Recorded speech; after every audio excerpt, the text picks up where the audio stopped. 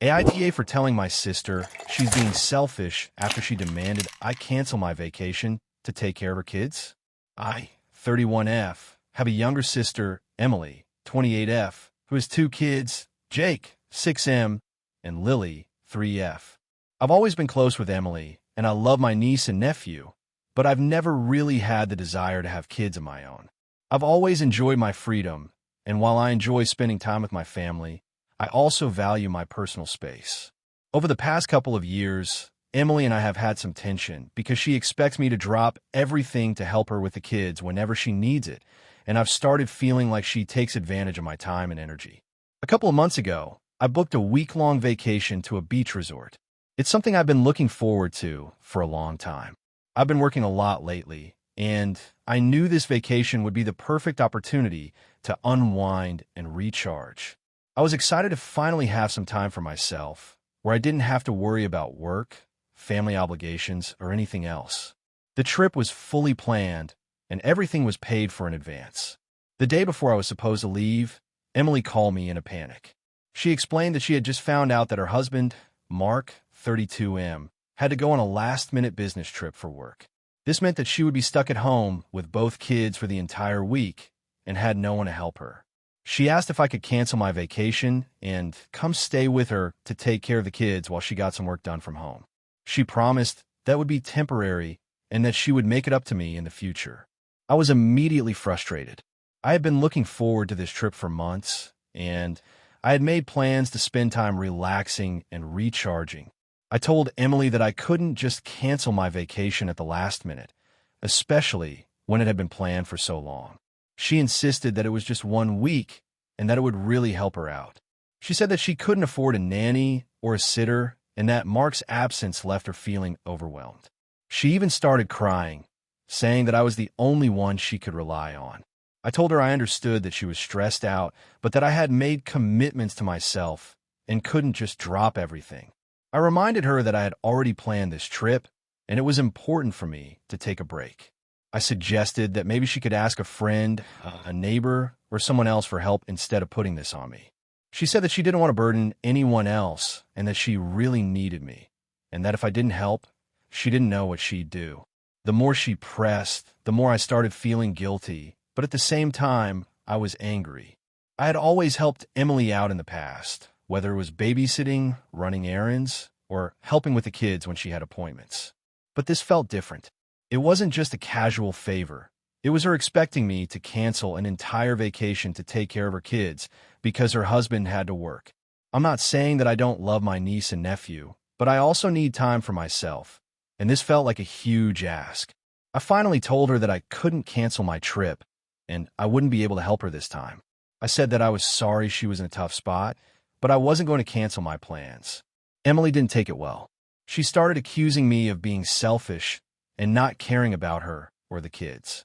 She told me that I was lucky to be able to go on vacation while she was stuck at home dealing with everything on her own. She said I was being inconsiderate, especially since she was asking for help and not demanding that I do it.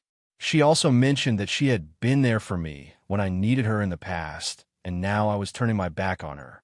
I tried to explain that I wasn't turning my back on her, but I also had needs, and I wasn't going to sacrifice my vacation just because she couldn't manage.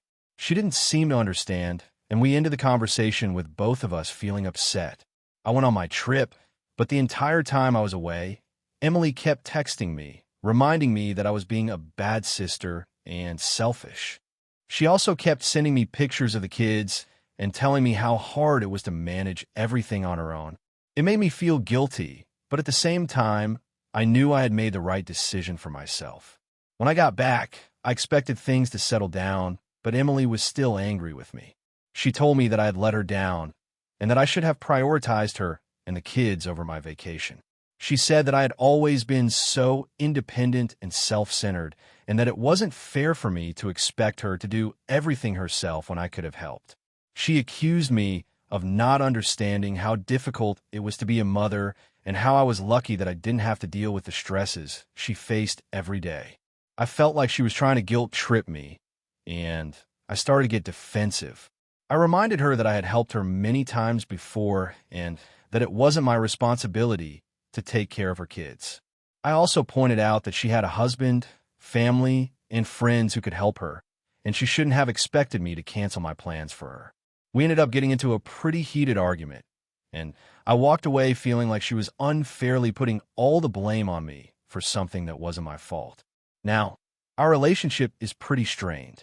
Emily hasn't apologized, and she keeps telling our parents that I abandoned her when she needed me the most. My parents have called me a few times, asking me to make up with her and reminding me that family should come first. They've made me feel like I'm the one who's in the wrong, but I still believe that I made the right choice. I needed that vacation, and I shouldn't have been expected to give it up. So, AITA for telling my sister she's being selfish after she demanded I cancel my vacation to take care of her kids. Enjoyed the video? Then hit like and subscribe to the channel. It helps the content grow and motivates me to create even more amazing videos. Don't forget to turn on notifications so you'll be the first to know when a new video is out. By the way, I'm curious, when do you usually watch my videos? While working, studying, or just relaxing? Let me know in the comments. I'd love to hear from you. Thank you for your support. AITA for refusing to attend family gatherings after my parents told me to cut contact with my brother.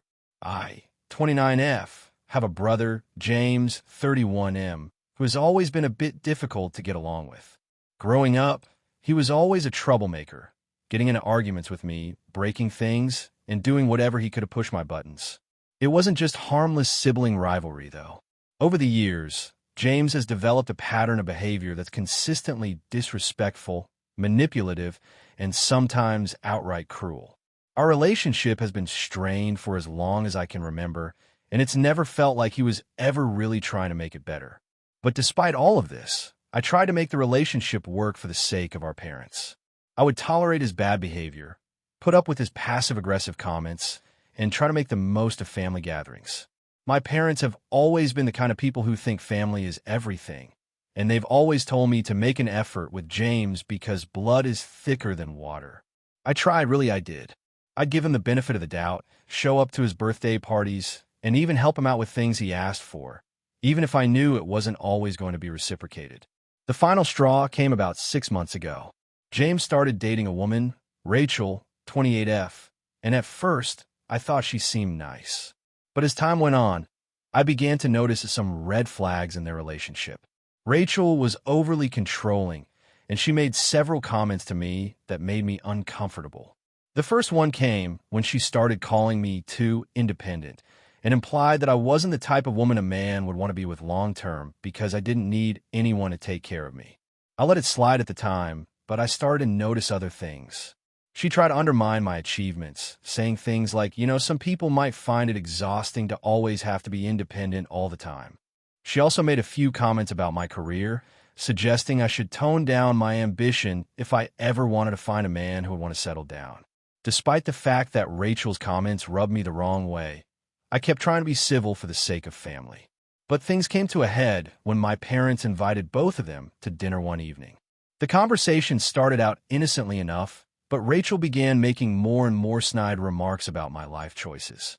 I don't remember exactly how it started, but at some point, she asked me why I was still single and whether I was planning on settling down anytime soon.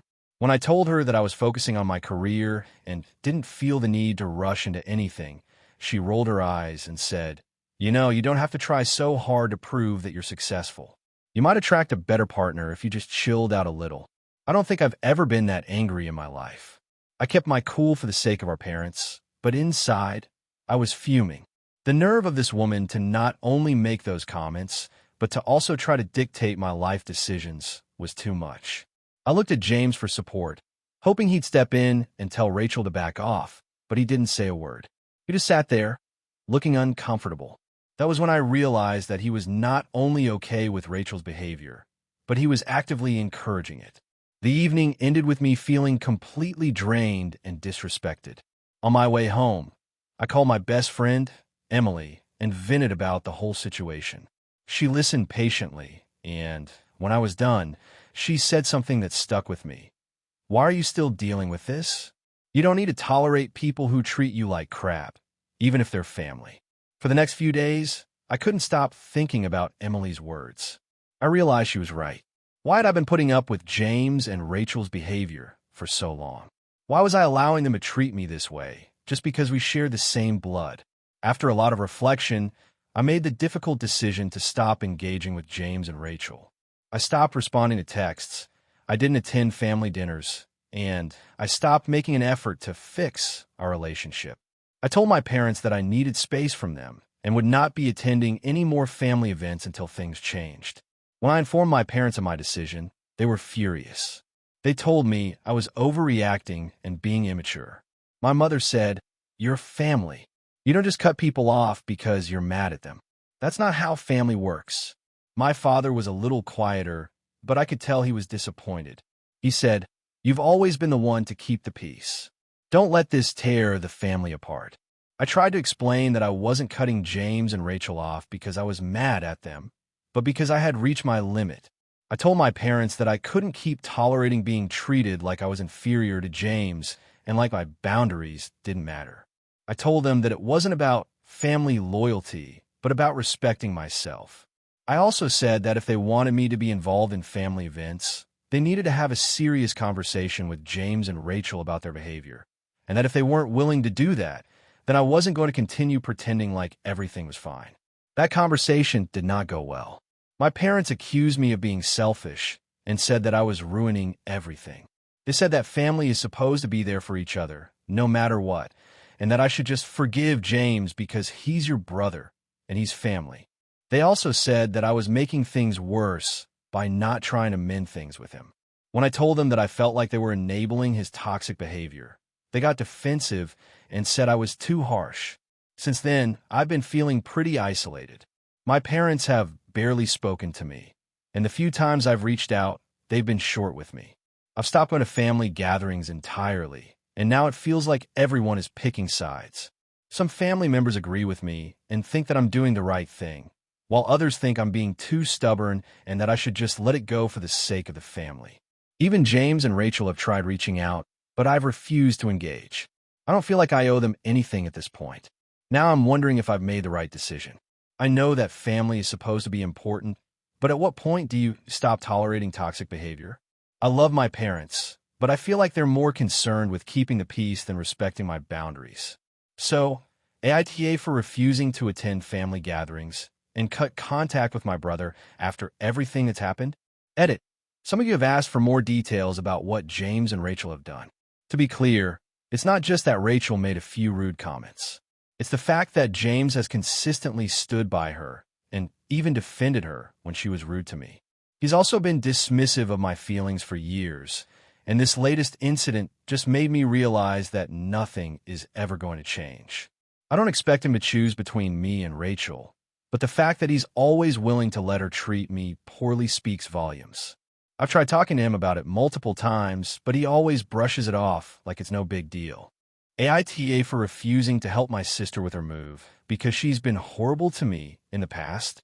I, 30F, have a sister, Emily, 28F, who I've always had a complicated relationship with. Growing up, we were never super close. Emily was always the more outgoing and popular one, while I was more introverted and focused on my studies. Our parents have always favored her a bit more, not overtly, but I could always sense it. She was the golden child in our family, and I was often overlooked. Even as adults, Emily has a way of dominating any family event, and most of the time, I feel like I'm in the background. Things between Emily and me were always a bit strained, but over the years, I've tried to maintain a civil relationship with her. That being said, Emily has never been the most considerate person, and our relationship has been filled with a lot of passive-aggressive comments, hurtful remarks, and general disrespect. She's often called me the boring one or the overachiever, as though it's a bad thing, and she's done things like borrow my clothes without asking and ruin them, or show up late to important family events without apologizing. I've tried to brush it off, but it does hurt. A couple of months ago, Emily told me she was moving out of her current apartment and into a new place with her boyfriend, Mark, 30M. I don't have a problem with her moving. In fact, I was happy that she was making changes in her life. But then she asked me if I could help her move. This wasn't the first time she'd asked for favors, And while I don't mind helping family when I can, I wasn't exactly thrilled about the idea, especially because she hadn't really been there for me in the past, and I couldn't recall any time when she'd gone out of her way to help me with something significant. In fact, when I moved into my current apartment 2 years ago, Emily made a few offhand comments about how I was too picky with where I lived and didn't offer a single bit of assistance. Still, I agreed to help because she's family, and I didn't want to be a jerk. The problem began when Emily kept asking me to help with every little detail of the move, often without any consideration for my time. She would send me long texts about what she needed help with, like packing certain items, organizing her kitchen, or moving boxes. Sometimes the requests were ridiculous, like asking me to help with choosing new furniture or giving her opinions on color schemes. It wasn't just about physical help either. She started expecting me to do everything on her timeline, which was constantly changing. She would give me vague time frames and expect me to drop whatever I was doing and come help. It was starting to feel like I was at her beck and call, and it was overwhelming. I tried to set some boundaries. I told her that I had my own job and responsibilities and couldn't drop everything on a whim to help her out. I also made it clear that I wasn't available every day, but I would help when I could. Her response was that I didn't understand how stressful moving is, and that she needed me to be more flexible because she was doing so much work herself. I understood that moving was stressful, but I wasn't her personal moving assistant, and it felt like she wasn't respecting my time. As the date of the move approached, the situation got worse. Emily started to become more demanding, and I could tell that she was expecting me to do most of the heavy lifting, both physically and emotionally. When I told her I couldn't make it one weekend because I'd already planned something with a friend, she got upset and accused me of putting my social life before my family and not caring about her. She even said, "It's not like you have anything more important to do." That comment stung, especially because I have a full-time job, a social life, and other responsibilities that I try to juggle. But for her, it seemed like I should just drop everything to cater to her needs. The tipping point came when Emily sent me a text a few days before the move, saying she needed me to come the day before the move to help with packing and organizing. She said she wanted everything perfectly arranged so that the actual moving day would go smoothly. When I told her I was already committed to other plans and couldn't come the night before, she snapped at me. She said, "You're being so selfish, I don't know why I bother asking you for help. You never prioritize me or anything I do." That comment hit me hard. I felt like all the times I had helped her in the past were being ignored, and I realized that she wasn't treating me like a sister. She was treating me like a tool to be used when it was convenient for her. I sent her a text saying that I wouldn't be able to help her move because I was feeling overwhelmed with my own responsibilities and that I needed to take care of myself for once. I told her that I didn't appreciate how she had been treating me and that I felt like I was being taken advantage of. I also told her that I understood moving was stressful, but I couldn't keep sacrificing my own well-being to make her life easier. Emily was furious. She sent me a barrage of angry texts, calling me a selfish, lazy sister, and saying that I was no help when it mattered. She said that family should help each other, and if I can't be there for her, then maybe we're not as close as I thought. She accused me of always making excuses and said that I was too busy with my own life to care about her problems. She even said, "You never cared about me growing up, so why should I expect you to care now?" I felt like I was being unfairly attacked. Yes, I've never been the most hands-on sister, but I've always tried to support her in my own way. I've gone to her events, listened to her complaints, and done things for her when she asked. Yet it was never enough. She always found a way to make me feel inadequate. I didn't respond to her angry texts because I was emotionally drained.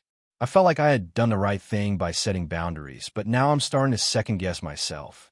Part of me feels like I should have just sucked it up and helped her out, especially since she's family, but another part of me feels like I've been taken advantage of for too long, and it's time to stand up for myself.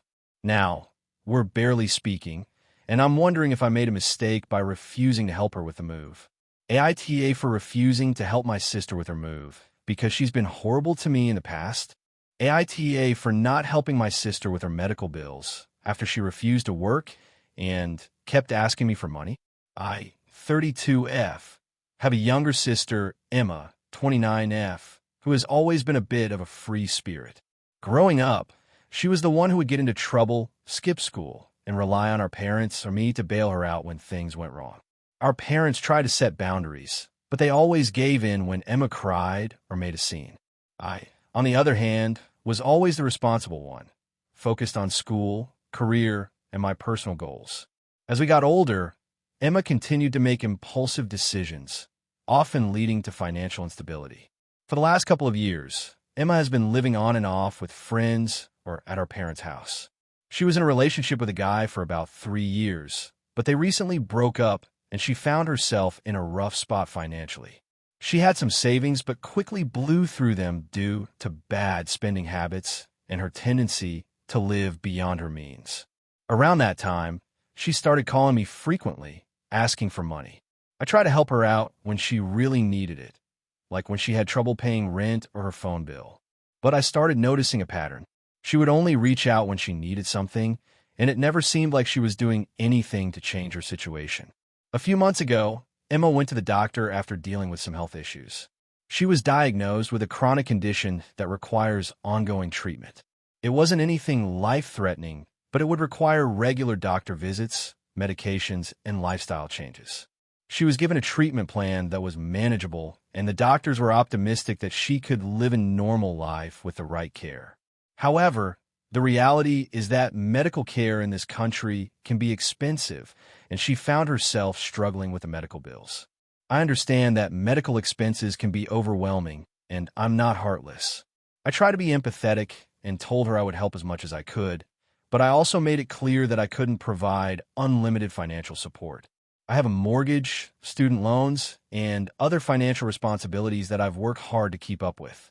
I told her I could help with a portion of her bills, but I wouldn't be able to take on everything for her. At first, Emma was okay with this. But a few weeks later, she started calling me constantly, asking for more money. It started small. She would ask for a few $100s to cover her doctor's appointment or buy a specific medication. At first, I'd help out. But then the requests became more frequent, and the amounts started adding up. Eventually, she was asking for $500 or more at a time, and I was starting to feel like I was being taken advantage of. When I questioned her about what she was doing to make money, Emma told me she wasn't working because of her medical condition. She claimed that her chronic illness made it difficult for her to work full-time and that the stress of a job would make her symptoms worse. She insisted that she was too tired to look for a job, even though she had plenty of time to go out with friends, binge-watch TV shows, and hang out on social media. It didn't sit right with me.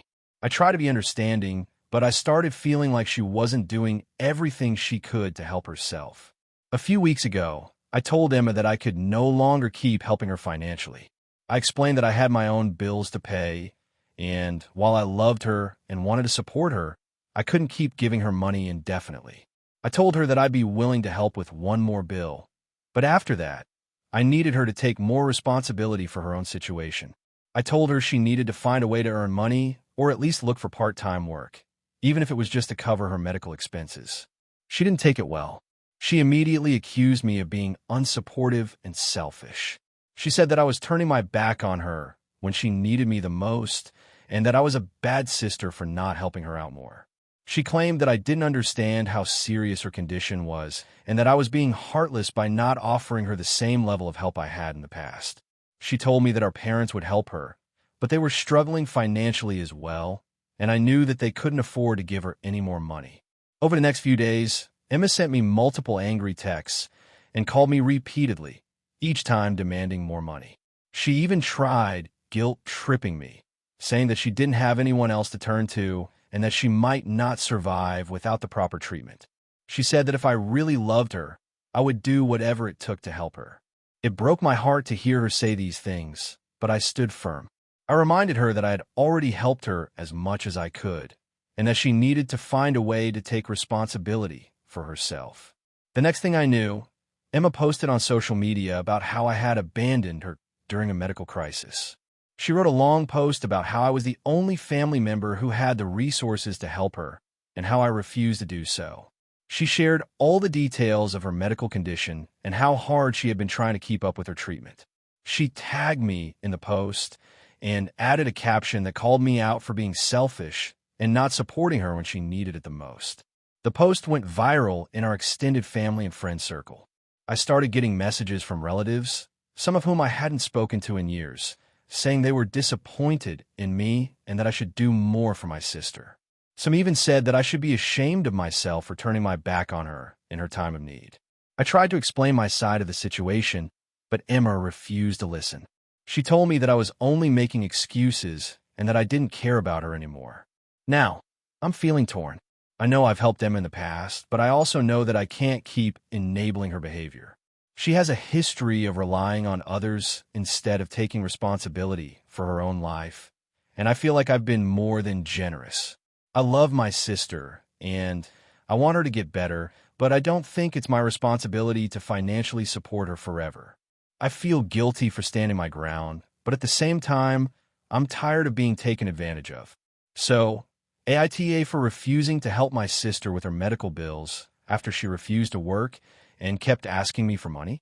AITA for telling my friend to leave my house after she refused to respect my boundaries. I, 29F, have a close group of friends, and we've been tight-knit since high school. There are 5 of us, and we all have a strong bond. One of these friends is Kate, 30F, and while we've been friends for a long time, I'm starting to feel like her behavior is crossing some serious boundaries, and I'm not sure if I'm being unreasonable or if I'm in the right. Kate has always been a bit invasive. I don't know how else to describe it. She's the type of person who has no issue asking very personal questions, giving unsolicited advice, and always being around when it's convenient for her. Over the years, I've tried to be patient with her because she's my friend and I care about her, but I've noticed that it's been getting worse. She doesn't seem to pick up on social cues or respect personal space in a way that's starting to get on my nerves. Last week, I had a few days off from work, and I decided to take some time for myself. I was planning to spend the week getting some much-needed rest, organizing my apartment, catching up on reading, and maybe doing some quiet activities like cooking or working on a few hobbies I've neglected. Kate knew about my plans because I had mentioned them a few times. She also knew I was in the middle of a stressful project at work, so she knew I needed this time to recharge. On the second day of my time off, Kate called me, asking if she could come over to hang out since she was feeling down. She mentioned that her boyfriend, let's call him Jack, 31M, had been distant lately, and she needed a friend to talk to. I could tell that she was upset, and as a good friend, I wanted to support her. I told her I was happy to spend time with her, but I was in the middle of cleaning and had a few things to do, so it would need to be low-key. She said that was fine and promised she would only stay for a couple of hours. When Kate arrived, she was already in a bad mood. She immediately started venting about her relationship problems with Jack, which I tried to be supportive about. But then, things started to escalate quickly. Kate began talking nonstop about her boyfriend and how he was emotionally unavailable, and how she felt like he was pulling away. I get that relationships can be tough, but the whole situation started feeling a little one-sided. I wasn't able to get a word in edgewise, and at some point, it just felt like I was a therapist rather than a friend. After about 2 hours of listening to her vent, I excused myself and went to the kitchen to prepare some food. I told Kate I needed a break and asked if she wanted some lunch. She said sure, and when I came back into the living room, I tried to steer the conversation in a different direction, hoping it would give her a little distraction. But as soon as I sat down, she started talking about Jack again. At this point, I was starting to get overwhelmed. I'd already given her a lot of emotional energy, and I wasn't feeling like I was able to recharge the way I had hoped to. I told Kate that I needed some space to relax, and that I wasn't able to listen to her relationship problems anymore. I suggested that maybe she could call or talk to another friend about it, since I had already listened for so long. I explained that I had been really looking forward to my quiet time and that I wanted to stick to my plans for the day. Kate didn't take it well. She immediately got defensive and said that I was being selfish and unsupportive. She told me that I should care about her more, especially since she was dealing with a rough patch in her relationship. I tried to remain calm, but I felt my frustration rising. I told her that it wasn't that I didn't care about her, but I also had boundaries, and I couldn't keep giving my emotional energy when I was already mentally exhausted. I asked her if she could respect my need for space and maybe go home and take a break from venting. Kate didn't want to hear it. She kept pushing, saying that I was throwing her away just because she needed a friend. She said I was lucky to have a nice apartment and free time, and that I should be more available to her when she needed me. This was where I completely snapped. I told her, if you don't want to respect my boundaries and you keep pushing me, I'm going to have to ask you to leave. She was taken aback by my bluntness and started crying, saying that I was being unreasonable, that I was a bad friend. I felt a bit guilty, but at the same time, I knew I was in the right. I had made it clear that I wasn't up for being a sounding board for her relationship issues all day, and she wasn't respecting my space. At that point, I told her again that I needed her to leave, and that if she couldn't respect my request, she should go. She left, but it was clear she was hurt and angry with me. Later that night, she texted me saying that she didn't appreciate how I treated her, and that she felt like I'd thrown away our friendship over something small. I told her I wasn't throwing away our friendship, but I needed her to respect my boundaries in the future, and I wasn't going to tolerate being overwhelmed in my own home. The next few days were tense. Kate started posting vague, passive-aggressive posts on social media, clearly directed at me. She called me out for being too busy for her and for only caring about my own space. I felt hurt by this, but I knew I had done the right thing. I reached out to her, asking if we could have a calm conversation about what happened.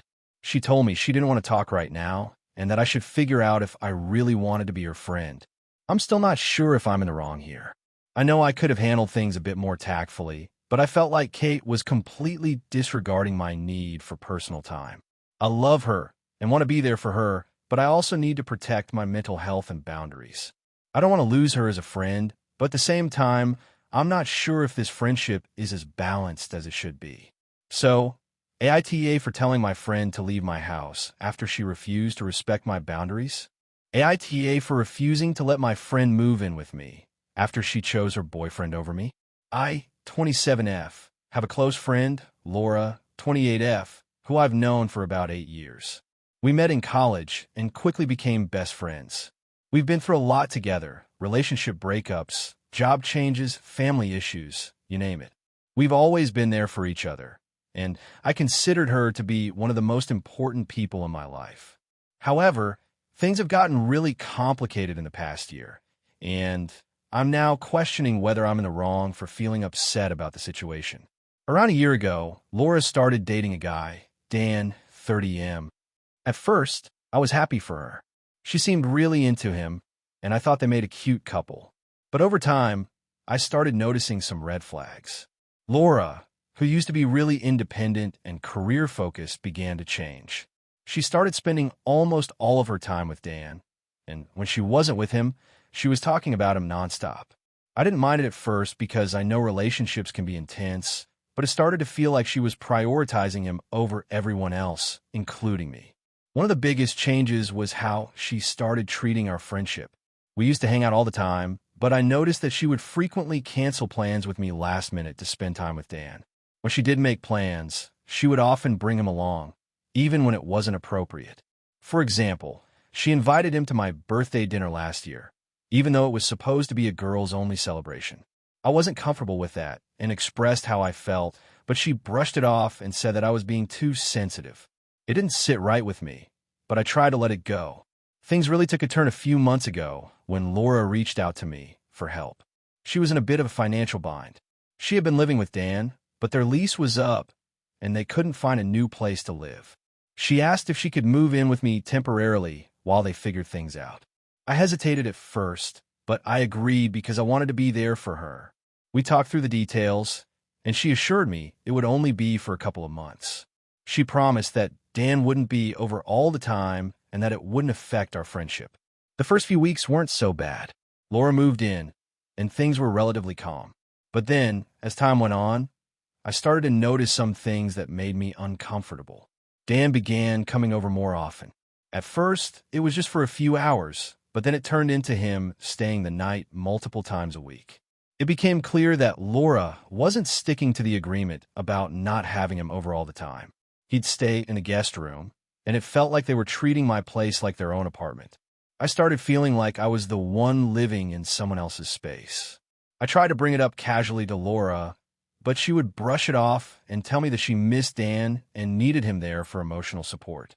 She even started saying that I was being too uptight and that I should just be happy for her. It got to the point where I wasn't even sure if she was respecting my space or my feelings anymore. It wasn't just about him staying over. It was the way she would ignore my boundaries, take advantage of my hospitality, and act like everything was fine. I finally had enough one weekend when I came home from work and found Dan on the couch watching TV while Laura was in the kitchen making dinner. I was exhausted, and I just wanted some quiet time to relax, but they were both acting like nothing was out of the ordinary. I asked Laura if Dan was going to be staying the night again, and she casually said, "Yeah, he's just here for the weekend." That's when I snapped. I told her that I wasn't okay with this arrangement anymore, and that it wasn't fair for me to be living with a couple. I asked her to either talk to Dan about staying over less or find a place for them to live, because it was starting to feel uncomfortable for me. Laura got defensive. She said that I was being selfish and that I should just be happy that she had a place to stay. She said that she didn't have anywhere else to go, and I was the one who offered to help her. I explained that I did offer to help her, but I didn't sign up to be her personal landlord, especially when she and Dan were treating the apartment like their own. I felt like my friendship with her was becoming unbalanced, and that I was putting her needs above my own. I told her that I loved her, but I couldn't continue living with her under these circumstances. The situation got worse from there. Laura became very upset, and she accused me of not caring about her. She said that she thought I was her best friend, and that I was being unreasonable. She even said that if I didn't let her stay, she didn't know what she was going to do because she couldn't go back to her parents' house, and Dan didn't have any other options either. She started guilt-tripping me, saying things like, "I thought we were family, but I guess not," and "You're just like everyone else who's always willing to turn your back on me when things get tough." I felt like she was twisting things around to make me seem like the bad guy, and it really hurt. I didn't want to turn my back on her, but at the same time, I felt like I was being taken advantage of. It was like she expected me to be there for her no matter what, even if it meant sacrificing my own comfort and boundaries. I told her I wasn't going to let her manipulate me into feeling guilty for wanting a healthy living situation, but she didn't seem to understand. In the end, I told Laura that I couldn't have her and Dan staying at my place any longer. I gave her a month to find another solution, and I told her I couldn't continue this arrangement. She was devastated, and she's barely spoken to me since. The last time we talked, she told me that I was selfish and uncaring, and that I'd ruined our friendship. Our mutual friends are split. Some say I did the right thing by setting boundaries, but others think I should have just been there for her and helped her out more. Now I'm really questioning whether I made the right decision. On one hand, I feel like I did the right thing by standing up for myself and my own needs, but on the other hand, I feel like I've lost someone who was once an important part of my life. AITA for refusing to let my friend move in with me after she chose her boyfriend over me. AITA for refusing to let my cousin stay at my place after she lied about a family emergency. I, 28F, have a cousin, Rachel, 26F, who I've always had a complicated relationship with. We're both from the same town and have a similar group of family and friends, but we've never been particularly close. Growing up, I would say we were more acquaintances than actual friends. Rachel always seemed to live a bit more lavishly than I did, and she'd often make comments about how my family was too frugal or not living in the right circles. While I didn't take those comments to heart, I noticed that she liked to flaunt things like expensive clothes, designer bags, and trips abroad. I always tried to let her live her life, but it definitely made me feel like we were on different wavelengths. We're not enemies by any means, but I've always kept my distance from her because of the way she acted. I'm a pretty straightforward person and value honesty. So when Rachel would make up stories about business meetings that were really just her partying with friends, it started to rub me the wrong way. Still, whenever we'd see each other at family events or gatherings, I would be cordial and polite, just never really forming a close bond. A few months ago, Rachel reached out to me out of the blue. She sent me a message saying that she was in a tough spot and needed a place to stay for a few days. She mentioned that she had a family emergency and that things were chaotic at her place. Honestly, I was surprised because I didn't even know she had been dealing with any issues. We aren't close enough for her to share personal details about her life with me, and I wasn't even aware that anything had been going on. I was a bit hesitant, but ultimately told her she could stay at my place for a few days. I live in a 2-bedroom apartment in a decent area, and I'm fortunate enough to have a space to accommodate someone if needed. Plus, I thought I'd help her out since she was going through something difficult, and I figured it might be a chance to reconnect. However, there were a few things I made clear before she came over. I needed to be mindful of my work schedule. I didn't have a ton of free time to hang out, and I expected her to respect my space. She agreed and said she'd be there in a few days. Fast forward to her arrival, and everything seemed fine at first. She brought a few bags with her and immediately started asking about places to eat around the neighborhood and what fun things were happening in town. It wasn't what I expected, but I figured she was just trying to distract herself from whatever was going on. However, the longer she stayed, the more I began to notice that something wasn't quite right. She was constantly on her phone, making vague comments about dealing with the situation, but never going into detail. Every time I asked her what had happened or what the emergency was, she just deflected with comments like, "I can't talk about it right now," or "I'll explain later." At first, I let it slide, but as the days went by, I began to feel more uncomfortable with how she was acting. She would spend the entire day on her phone or her laptop, not even attempting to help out around the apartment. If I offered to make her a meal or suggested we do something together, she would quickly decline, saying she needed to be available for calls or emails related to the emergency. I thought it was odd, but figured maybe she was dealing with a lot, and I didn't want to pry.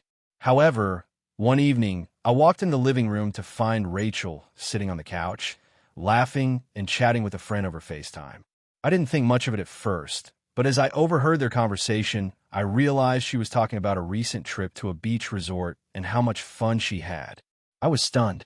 I couldn't believe it. This was the same person who had just told me about a family emergency that required her to stay with me. I was already starting to feel like something wasn't adding up, but now I felt completely blindsided. I waited for her to finish the call and then calmly asked her about the situation. I said, "You mentioned a family emergency, but you were talking about a vacation. Can you explain what's really going on?" Rachel immediately got defensive. She started saying that I didn't understand the full story and that sometimes people just need a break. She told me I was overreacting and that it was none of my business if she wanted to go on a trip during a tough time. At that point, I was frustrated. I told her I didn't appreciate being lied to. I had taken her in because she said she was going through something serious, and here she was treating the whole situation like a vacation. I told her I was feeling uncomfortable and that I didn't want her staying at my place if she wasn't being honest with me.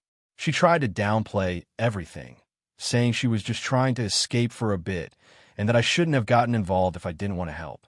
But I wasn't having it anymore. After a tense argument, I told Rachel she needed to leave. I told her I didn't feel right about letting her stay under false pretenses and I couldn't keep up the charade. She was angry but didn't fight me on it too much. She packed her things and left that night, but not without throwing in one last insult, saying that I wasn't the family member she thought I was and that I was too uptight and judgmental. I haven't heard from Rachel since then. I've been feeling a mix of guilt and relief. On one hand, I feel bad because she's family and I don't want to be the person who kicks someone out when they're in need. But on the other hand, I feel like I was justified in asking her to leave. She lied about the reason she needed a place to stay, and I don't think it was fair for her to manipulate my kindness. Now I'm questioning if I overreacted. Was I too harsh in asking her to leave? AITA for refusing to let my cousin stay at my place after she lied about a family emergency? Hey friends, if you enjoy this content, don't forget to like the video and share your thoughts in the comments. We really want to know what you like and what could be improved. What do you think of the video? Are there any topics you'd like to see in future videos? Your feedback really helps us get better. Thanks for being with us. AITA for refusing to lend my friend money after she got herself into debt. I, 28F, have a friend, Lisa, 30F, who I've known for about 6 years. We met at work and became fast friends. Over the years, we've gotten closer and spent a lot of time together. We both have similar interests, so we'd hang out often, go to dinner, hiking on weekends, and even taking a couple of trips together. However, recently things have been getting a little complicated. About a year ago, Lisa started dating this guy, Ben, 32M. At first, Everything seemed great, but over time, it became clear that Ben had some financial problems. He had a low-paying job and was very bad with money. He often talked about how he was struggling to pay bills and how he had credit card debt that he couldn't seem to get rid of. Lisa, being the kind person she is, seemed to want to fix things for him, and that's where things started to get tricky. Over the past few months, Lisa started making decisions that didn't seem very responsible. She'd tell me about how she was covering some of Ben's expenses because he couldn't afford to pay his rent, car payment, or even buy groceries. I didn't say much at first because I didn't want to interfere in her relationship, but I could tell it was starting to take a toll on her. Lisa began complaining more and more about how Ben's financial issues were affecting her, and she didn't know how to help him without putting herself in a bad position. Then, a few weeks ago, Lisa called me in a panic. She told me that she had lent Ben a large amount of money, over $4,000, to cover his credit card debt because he was being threatened with collections and didn't want to damage his credit. She said she knew it was risky, but she felt like she had no choice. At this point, I started getting concerned. I've always known that Lisa had a generous heart, but I also knew she wasn't financially stable herself. She has student loans, credit card debt, and other bills, and she lives paycheck to paycheck. I didn't understand why she would risk such a large amount of money when she was already struggling with her own finances. I expressed my concern to her, telling her that I thought it was a bad idea to lend that kind of money, especially to someone who didn't have a stable income or the ability to repay her. Lisa assured me that Ben had promised to pay her back in a few months, but I could tell she was doubting that herself. I told her that while I understood her wanting to help, I thought she needed to set some boundaries because lending money to someone with poor financial habits was only going to cause problems. A couple of weeks later, Lisa called me again, and this time her voice was shaky. She told me that Ben wasn't paying her back as promised. In fact, he wasn't even returning her calls or responding to her messages. She said he was acting distant and that he had stopped talking about repaying the loan altogether. At that point, I was really worried for her. I knew Lisa was already under financial strain, and I couldn't believe she had let herself get this deep into it. This is where I come in. Lisa asked me if I could lend her some money to cover her own bills while she waited for Ben to pay her back. She said it was only temporary and that she would pay me back as soon as Ben came through. The amount she wanted to borrow from me was around $2,000, money that I also didn't really have to spare. I've been saving for a down payment on a house and working to pay off my own debt, so lending that much money would seriously set me back. I told Lisa that I was really sorry, but I couldn't lend her the money. I explained that I had my own financial goals and responsibilities, and I couldn't afford to take on another burden right now. I also pointed out that lending her money wouldn't solve the real issue, Ben's irresponsibility with money, and that it might only encourage her to continue enabling his behavior. I suggested that maybe she needed to consider a more direct approach, like confronting Ben about the loan, or even seeking professional advice on how to handle the situation. Lisa didn't take it well. She immediately became defensive, saying that I didn't understand how hard things were for her, that I was being unsupportive. She said that I was her best friend, and she needed me now more than ever. She told me that if I truly cared about her, I would help her out, even if it meant sacrificing my own financial comfort for a little while. She also accused me of being selfish and said that if our situations were reversed, she would help me without hesitation. I tried to explain to her that I wasn't refusing to help because I didn't care about her, but because I couldn't afford to. I also pointed out that this wasn't a situation where I could just throw money at the problem and expect it to go away. I was genuinely concerned that lending her the money would only temporarily alleviate the issue, and it would come back even worse in the future. She didn't seem to understand and continued to accuse me of not being there for her when she needed me.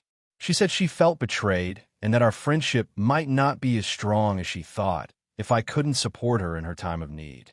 I felt awful, but I stood my ground.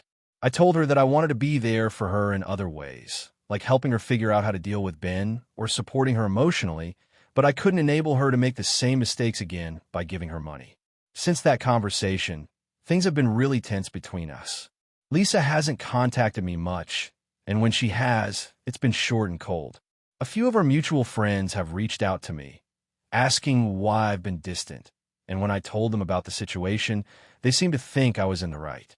But I can tell Lisa has been telling a different story, saying that I abandoned her when she needed me the most. I know that this situation has caused a rift in our friendship, and I'm genuinely torn. I want to be a good friend, but I also know that I can't sacrifice my own financial stability to solve problems that aren't mine to fix. I can't help her with money if it means putting myself in a worse situation, especially when I've already warned her about enabling Ben's behavior. So, AITA for refusing to lend my friend money after she got herself into debt. AITA for not letting my best friend move in with me after she sold her house. I, 30F, have been friends with Kelly, 29F, for about 12 years. We met in high school and hit it off right away. We've been through a lot together: college, relationship drama, job changes, and everything else that life throws at you. Kelly and I have always been very close, and I consider her one of my best friends. Over the years, I've always tried to be there for her, even when things weren't easy. Kelly got married a few years ago to her now ex-husband, Brad, 32M, and for the most part, I thought their relationship was fine. It wasn't perfect, but they seemed happy. That is, until recently. Kelly and Brad separated about 6 months ago. The breakup was messy, with a lot of arguing and drama, but in the end, they decided to sell their house and go their separate ways. Brad moved in with a friend, and Kelly stayed in the house for a while, hoping to sort out her next move. After a few months of trying to figure things out, Kelly called me one night, sounding desperate. She explained that she didn't have anywhere to go and that she needed to find a place quickly. The sale of the house hadn't gone as smoothly as she'd hoped, and she didn't have enough money saved up to rent a new place on her own. Kelly asked if she could stay with me temporarily until she figured things out. At first, I was hesitant. I love Kelly, but I also value my space. I live in a small 2-bedroom apartment, and while I could technically fit another person, I really enjoy living alone. Plus, I work from home, and I knew it would be challenging for both of us to share the space for an extended period. I asked her how long she thought she would need to stay, and she said maybe a couple of weeks. She promised she would look for a new place right away and that she wouldn't stay long. I agreed to let her stay for a short time, thinking it would be temporary and that I could help her out in a tough spot. The first week was fine. She was quiet, and we both adjusted to having someone else in the apartment. She would leave for job interviews and spend time looking for places, and I kept to my routine. But then the second week came around, and things started to shift. Kelly would stay in the apartment all day, even though I had already told her that I needed to focus on work. I found myself struggling to concentrate with her constantly moving around, watching TV, or talking on the phone.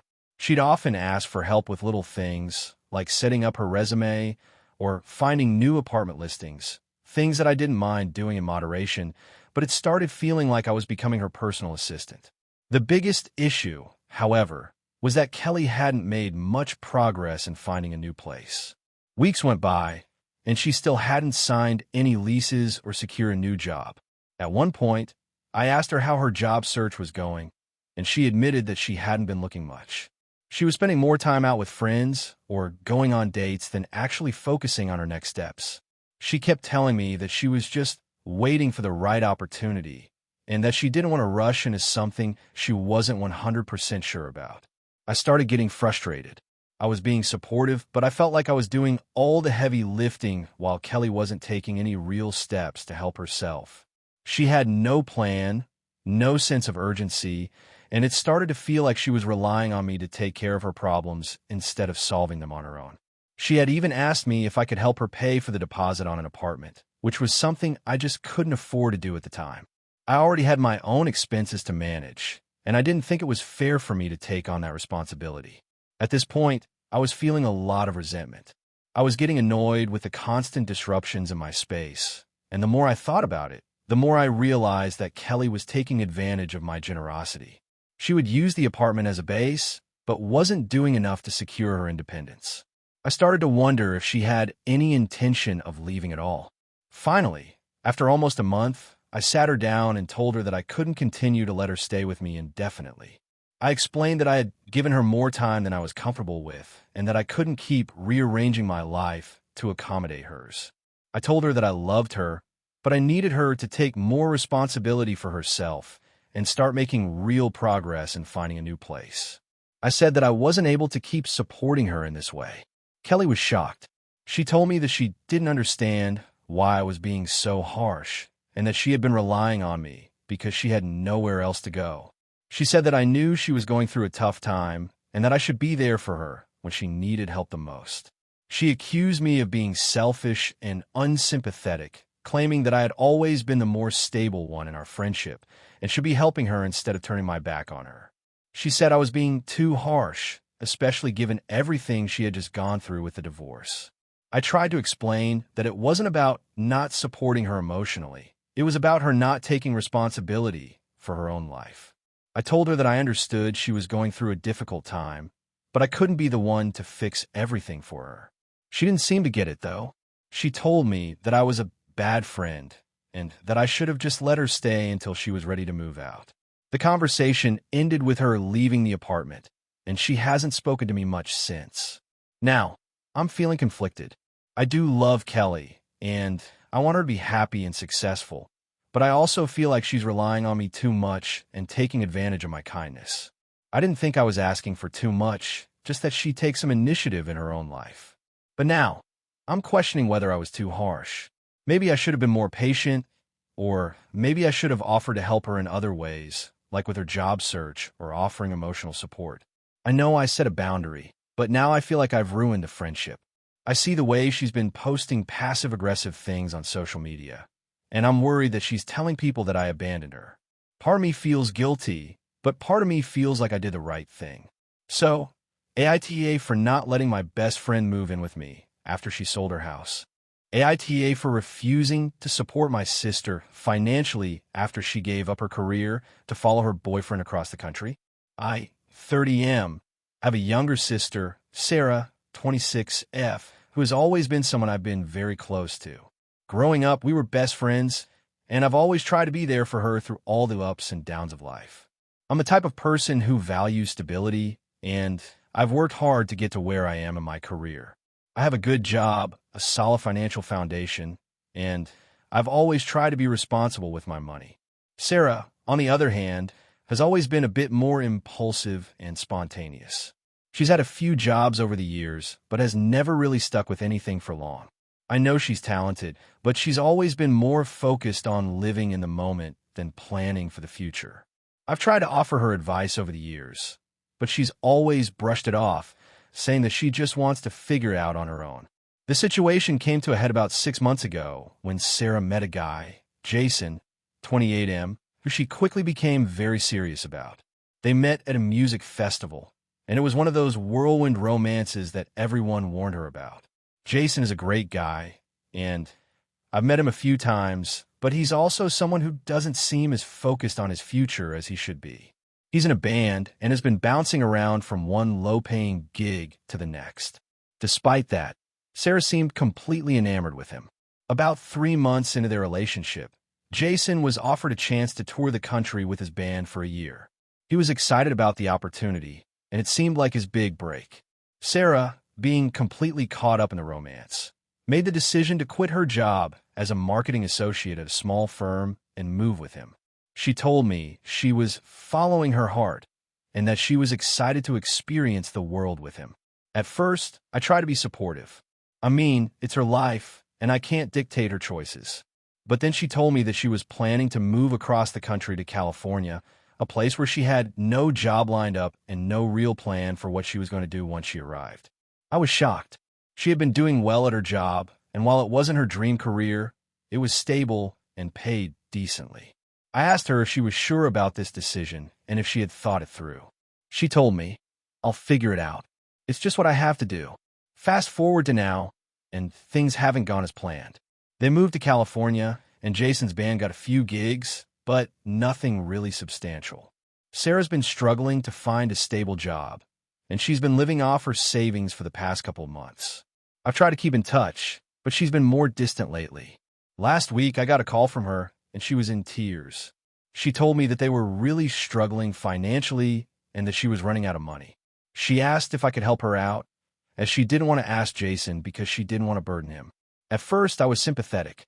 I understood that things weren't going as planned, and I didn't want her to be in a bad situation. But when she told me she needed $5,000 to cover rent and living expenses for the next month, I felt like I had to take a step back. I asked her how she got to this point.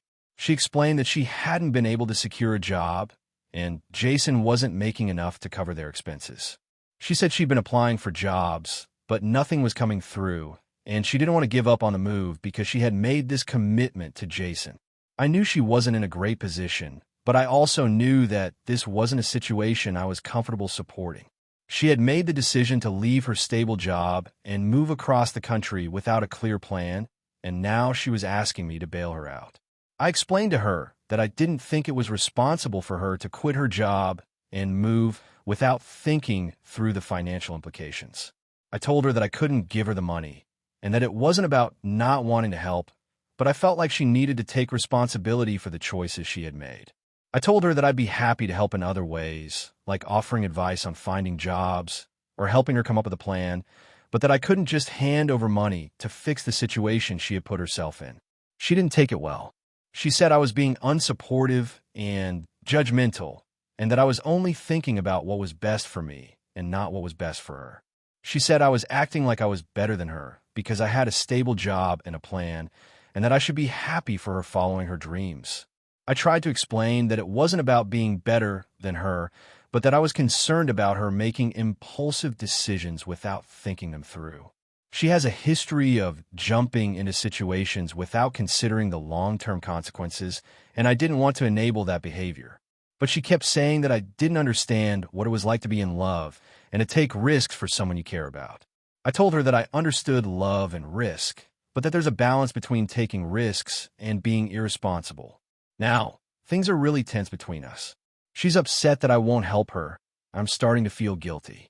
Part of me wants to help her out because I don't want her to struggle, but the other part of me knows that she needs to learn from her mistakes. I've always been there for her when she's needed help, but I feel like this time is different. She's an adult, and I don't think I should be bailing her out of situations that she's created for herself. My parents have weighed in as well, and they think I'm being too harsh. They say that families should support each other no matter what, and that I should help her out, even if I don't agree with her choices. They've also said that I'm being too practical and not understanding how hard it is for Sarah to adjust to a new place and a new relationship. So, AITA for refusing to help my sister financially after she chose to give up her career and move across the country with her boyfriend. AITA for confronting my brother about using my personal items without asking and making excuses. I, 27F, have a brother, Jake, 24M, who I love dearly, but we've never really seen eye to eye on certain things. Growing up, we had a typical sibling dynamic.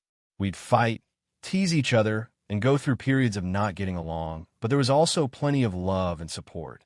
However, as we've gotten older, I've noticed some patterns that have started to bother me, and I'm unsure whether I'm overreacting or if my frustration is justified. Jake and I don't live together, but we both live fairly close to our parents' house, and we often meet up at family gatherings or just hang out casually. Recently, I've been noticing that Jake has been using my personal belongings without asking. At first, it was small things like borrowing my clothes or using my phone charger without permission. I didn't mind that too much because, to be honest, it's not like I was using the charger all the time, and I didn't want to make a big deal out of small stuff. However, as time went on, it started getting worse.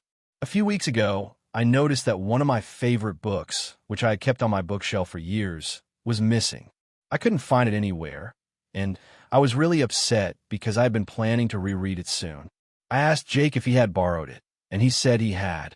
He mentioned that he had finished it a few days ago and had left it on my desk, which was confusing to me because I had searched my desk thoroughly. After some back and forth, he finally admitted that he had taken it to his place without asking me first. I wasn't too pleased, but I let it slide, figuring it was an accident and that he'd return it soon. The next issue came up when I noticed some of my skincare products had gone missing from my bathroom. These are products I've spent a decent amount of money on and that I use regularly. When I asked Jake if he had used any of them, he shrugged it off, saying, "Oh, I thought it was just there for anyone to use." This was a bit frustrating, but I tried to keep my cool and explain that I'd rather he ask before using my things, especially considering the price of some of those products. He apologized and promised not to do it again. But the thing that finally pushed me over the edge was last weekend. I came home from work to find my new headphones, ones I had just bought for myself as a treat, were missing. I've been working long hours recently, and having some quiet time with music or podcasts helps me unwind.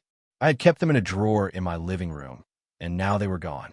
I immediately texted Jake, asking if he had seen them or borrowed them. He responded, saying, "Oh yeah, I've been using them for a few days. I thought I told you. This is where I lost it." Not only did I find it incredibly disrespectful that he had been using my headphones without asking, but I also felt like I couldn't trust him with my belongings anymore. I decided I needed to confront him about it. I invited Jake over to my apartment a couple of days later. When he arrived, I calmly told him that I wanted to have an honest conversation about his habit of using my things without asking. I explained how it made me feel disrespected, and I mentioned how he had used my book, my skincare products, and now my headphones. I told him that I was starting to feel like my personal items weren't being respected, and that it was really important to me that he ask before taking anything of mine.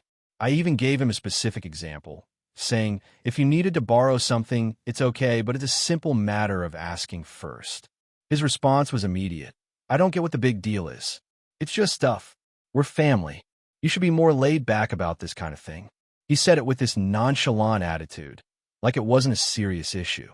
He went on to say that he didn't understand why I was getting so upset over things like a book or a pair of headphones. To him, it wasn't a big deal because we were siblings and it wasn't like I was going to need everything all the time. He even tried to downplay it by saying, "You're being way too sensitive about this." At that moment, I felt my frustration boil over. I told him that it wasn't just about stuff, it was about respect. I told him that I respected his belongings and would never just take something of his without asking, and I expected the same in return. I told him it wasn't about the value of the items. It was about the principle of asking permission first and not just assuming that he could use whatever he wanted from me. Jake didn't take it well.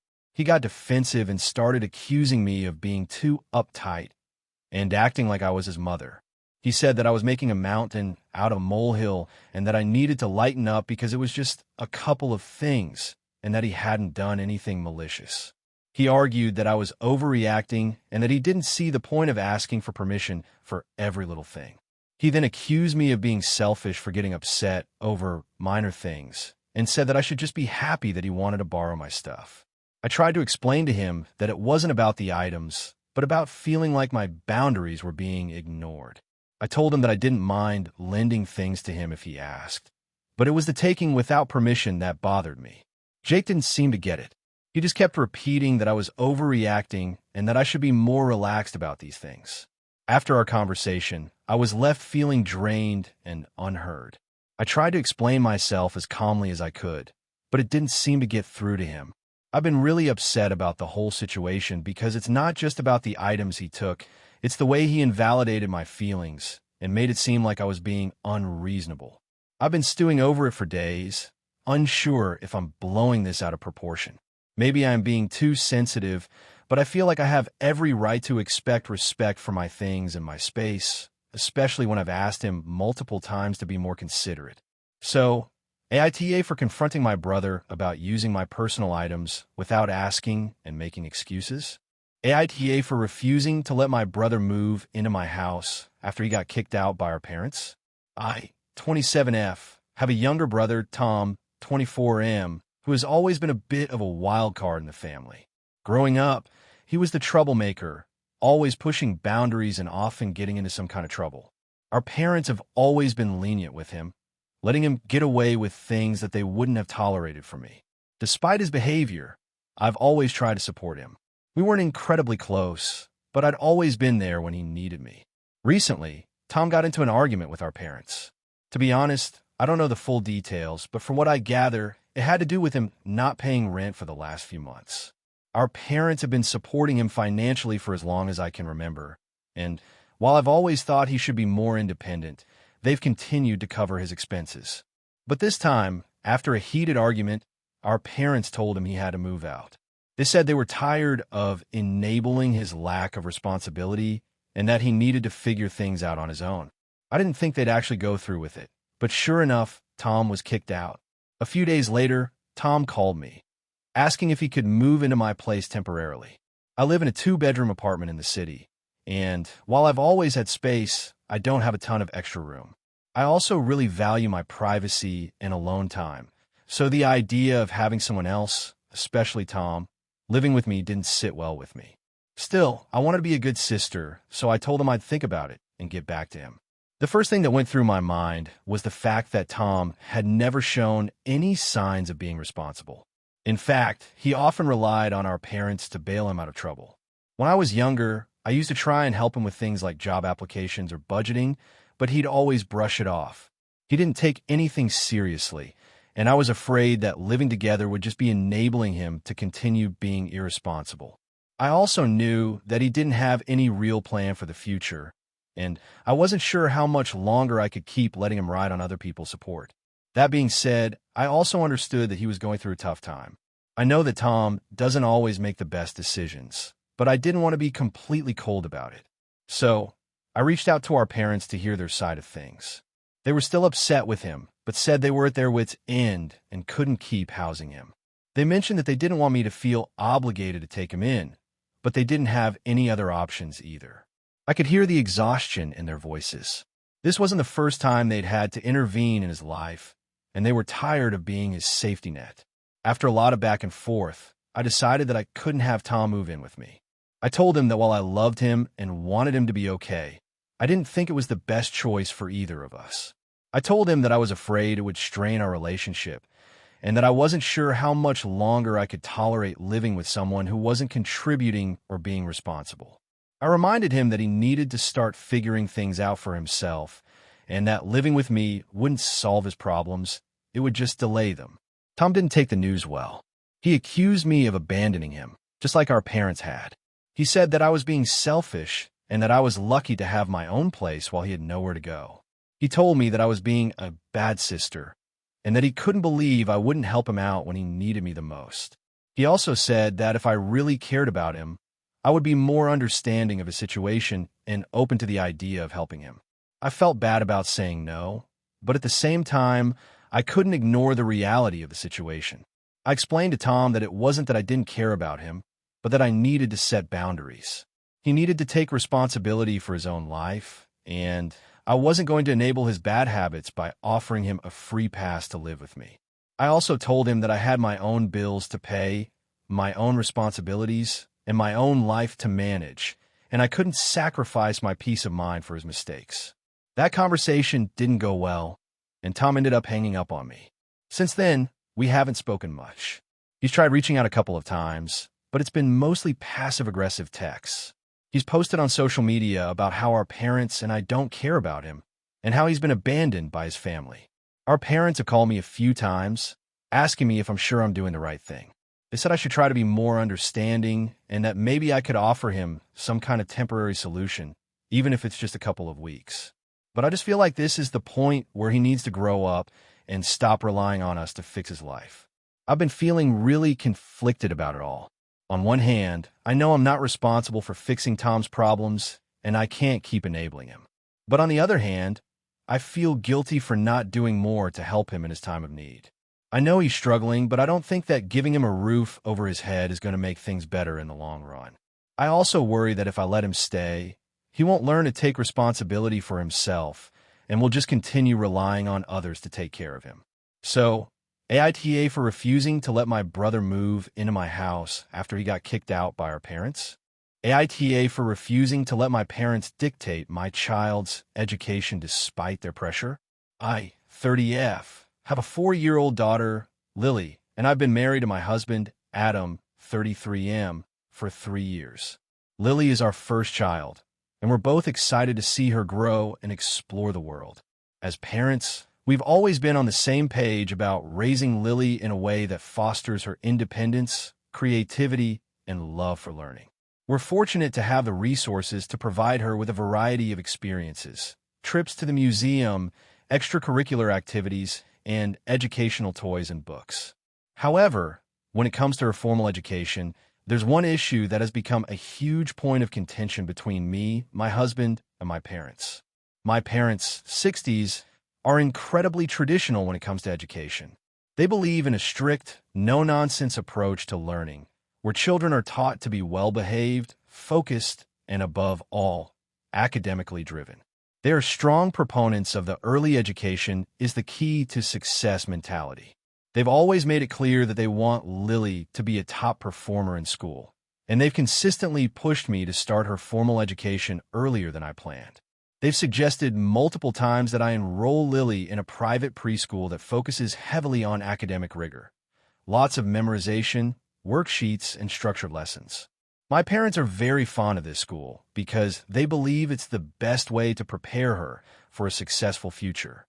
I've repeatedly told them that I'm not interested in rushing Lily into a rigid academic environment. I believe in letting her play and explore at her own pace for now, and that formal schooling can wait until she's older. I want her to experience a well-rounded childhood, where she has time to play, develop social skills, and build her curiosity naturally. The issue started a few months ago when my parents began pressuring me more and more about sending Lily to this particular school. They started offering to pay for her tuition, saying that they would take care of everything if I was concerned about costs. I appreciated their gesture, but it only added to the pressure. I told them again that I wasn't interested, but the subtle comments continued. My dad, in particular, has become more vocal about how my lack of ambition for Lily's future is holding her back. He's told me on multiple occasions that children who are given a proper academic foundation early on will excel later in life, while those who don't are doomed to struggle. He even said that successful people don't have time for play. They're always working, learning, and pushing themselves. At first, I brushed it off, thinking it was just my parents being overenthusiastic, but their pressure only increased. During family dinners, my mom would casually drop in how Lily could benefit so much from this school. She would talk about all the wonderful things they offer, like language immersion and advanced math lessons for preschoolers. They started comparing Lily to my cousin's children, who go to a different private school, and how they were already excelling academically. My parents would remind me that my cousin's kids were ahead of the curve, and they suggested that I was falling behind. The tipping point came when they showed up at my house unannounced and handed me an application to the preschool. My dad said that he had already filled out half of it and that all I needed to do was sign it. He then told me that Lily's future depended on me making the right decision. It felt like a complete violation of my boundaries, and I was livid. I told them in no uncertain terms that I would not be signing the application. I explained that I was the one who would make the decision regarding Lily's education, and I wasn't going to let them push me into something I wasn't comfortable with. My parents didn't take it well. My dad became defensive, saying that they only wanted the best for Lily and that I was being naive if I didn't acknowledge how important early education was. My mom started crying, telling me that she just wanted to see Lily succeed and that I was being stubborn for no reason. They left my house angry and hurt, and the atmosphere at family gatherings has been awkward ever since. The tension has only gotten worse. Whenever we see them, they bring up the school again, try to convince me how great it is. They've suggested that I visit the school, but I keep refusing. I've told them that I'm not making any decisions about Lily's future right now, and that I'm content with letting her explore different activities and learn at her own pace. I also pointed out that forcing Lily into an academic environment at such a young age could lead to unnecessary stress and burnout. But my parents continue to dismiss my concerns, claiming I'm overthinking it. It's starting to affect my relationship with them. They're upset with me, and it feels like every conversation leads back to this issue. My mom has even mentioned that she's disappointed in me, as though I'm somehow failing as a parent by not choosing this school for Lily. I've tried to explain that I don't believe in rushing children into structured education and that I want to focus on her social, emotional, and creative development, but my parents don't seem to understand. They seem to think I'm being stubborn and that I'll regret my decision later. I've spoken to my husband about it, and he's fully supportive of my approach. Adam agrees that we should let Lily enjoy her childhood and not rush her into anything. We're both on the same page about giving her the time and space to grow at her own pace. But the pressure from my parents has been overwhelming, and it's starting to make me second-guess myself. I know I'm doing what I believe is right for Lily, but I can't help but feel like I'm letting my parents down. So, AITA for refusing to let my parents dictate my child's education despite their constant pressure. AITA for refusing to let my mom come live with me after she burned through all her savings and needs help. I, 32M, have a mother, Karen, 55F, who has always been somewhat financially irresponsible. She's a kind person, but she's never been good with money, and growing up, it was a constant source of stress in our household. We never had a lot, and there were times when bills went unpaid or we had to skip meals. But despite that, my mother would always tell me that everything would be okay, and she would find a way to make it work. I'll admit, I didn't have the most ideal childhood in terms of stability, but I managed to work hard and build a successful career for myself. I've always been frugal and made sure I had a solid financial foundation, learning from mistakes my mom made. Over the years, I've tried to help my mom out when I could, giving her small loans, helping her pay off bills, and even stepping in to help with some of my younger siblings when they were struggling. I've always felt a sense of responsibility to take care of her, and I genuinely want to help her whenever I can. However, recently, things have gotten much worse.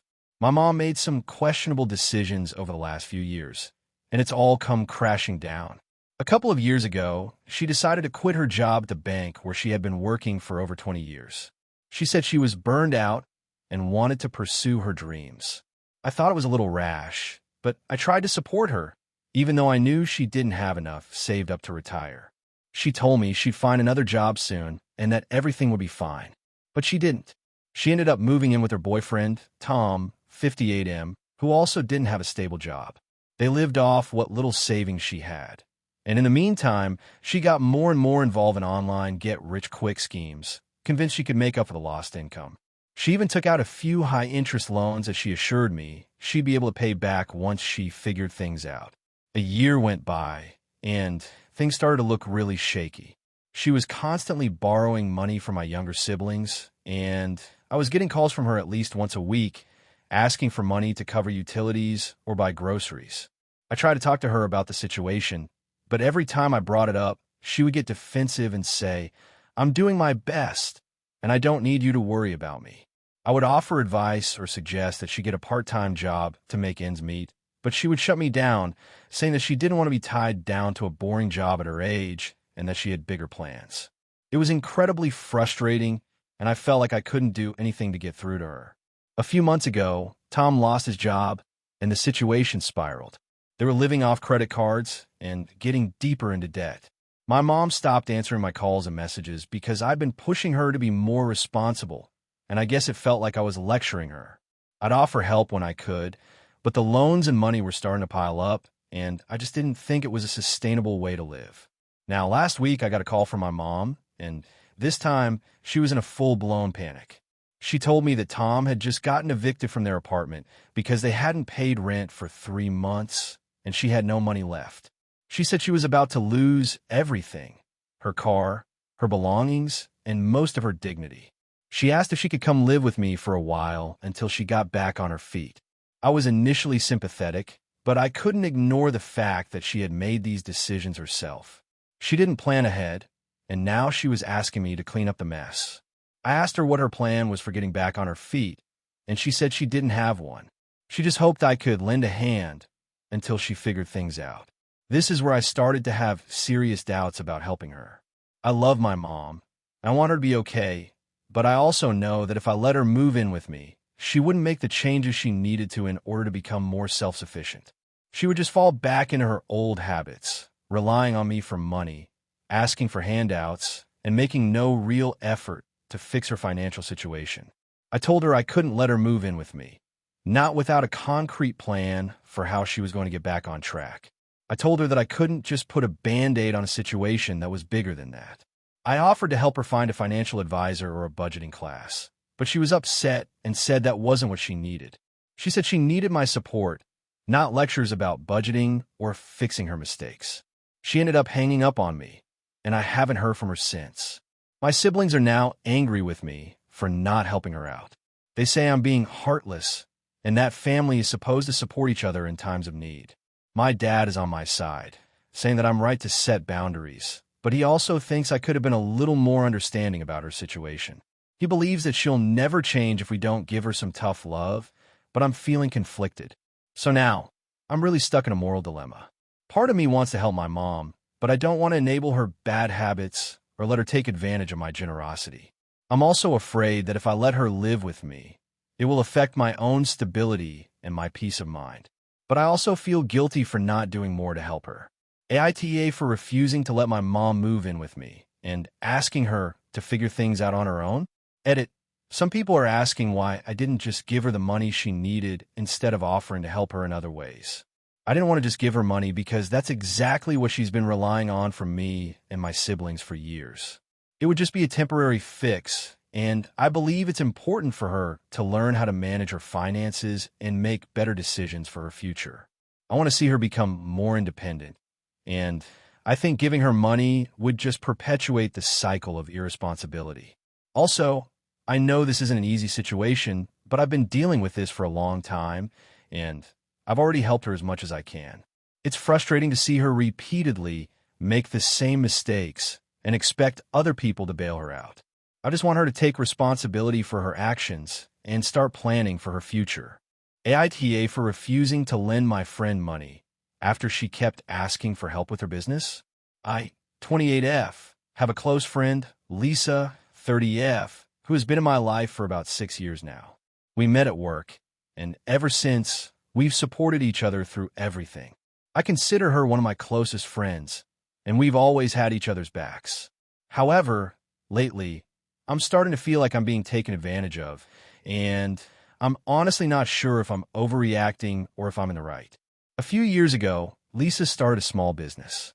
She's always been entrepreneurial, and I respect how hard she's worked to get her business off the ground. At first, everything seemed to be going well. She would send me updates about how things were growing, and she even started making a decent income. She'd tell me about the challenges she faced, but overall, I could see her enthusiasm, and I was happy to support her. The first time she asked me for financial help was about a year ago. She had a big order she needed to fill for a client, but the materials she needed to complete the job were more expensive than expected. Lisa reached out to me, asking if I could lend her $1,000 to cover the costs. I didn't have that much money to spare, but I had a bit saved up, so I lent her the money with the understanding that she'd pay me back once she received the payment for the order. I was happy to help, and she promised she'd get it back to me as soon as the client paid. A couple of months passed, and I didn't hear from Lisa about the money. I didn't want to push her, but I eventually asked her if she had the funds to repay me. She apologized and said that there had been some delays with the client's payment, but she'd get it to me soon. She also mentioned that she had to use some of the money to cover other business expenses, but that she'd prioritize paying me back.